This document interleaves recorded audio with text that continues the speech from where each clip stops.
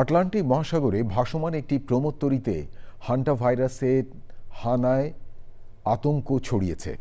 পশ্চিম আফ্রিকার Cape Verde থেকে স্পেনের ক্যানারি দ্বীপপুঞ্জের দিকে যাত্রা করা ওই জাহাজটিতে এখন পর্যন্ত ৩ জনের মৃত্যুর খবর পাওয়া গেছে। বিশ্ব স্বাস্থ্য সংস্থা বলছে এটি বিরল হলেও প্রাণঘাতী। আক্রান্ত ব্যক্তির গভীর সংস্পর্শে হান্টা ভাইরাস ছড়াতে পারে। তবে হান্টা ভাইরাস কোভিড-19-এর মতো পরবর্তীতে মহামারী হবে না বলে জানিয়েছেন বিশ্ব স্বাস্থ্য সংস্থা। বিস্তারিত মইনুল হাসানের রিপোর্টে। নীল জলরাশির বুক চিরে পরম আনন্দে এগিয়ে চলছিল প্রমোত্তরীটি। গন্তব্য ছিল স্পেনের ক্যানারি দ্বীপপুঞ্জ। কিন্তু মাঝপথেই আনন্দযাত্রা রূপ নিল বিষাদে।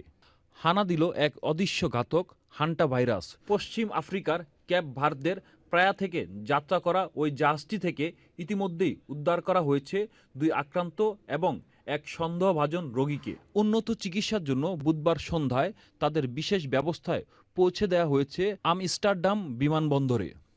বিশ্ব স্বাস্থ্য সংস্থার তথ্য মতে প্রমোত্তরীতে এই সংক্রমণে প্রাণ হারিয়েছে ৩ জন। 8টি সংক্রমণের মধ্যে ল্যাবরেটরি পরীক্ষায় 5 জনের দেহে মিলেছে দক্ষিণ আফ্রিকার ভয়ঙ্কর আন্দেস ভাইরাস।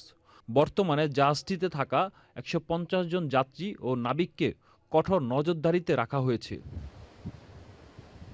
দক্ষিণ কোরিয়ার হান্টান নদী এলাকায় প্রথম এই ভাইরাসের প্রাদুর্ভাব দেখা যায়। সেই নদীর নামানুসারে এই ভাইরাসের নাম রাখা হয়েছে হান্টা ভাইরাস। বিশেষজ্ঞরা বলছেন এটি মূলত ইঁদুর জাতীয় প্রাণীর মাধ্যমে ছড়ায়। আক্রান্ত প্রাণীর মল, মূত্র বা লালা ধূলিকণা নিঃশ্বাসের সঙ্গে মানুষের শরীরে প্রবেশ করলে এই সংক্রমণ ঘটে। ইঁদুরের লালা বা মলমূত্র মিশ্রিত খাবার গ্রহণ করলে, আবার আক্রান্ত ইঁদুর কামড়ালেও এই ভাইরাস ছড়াতে পারে।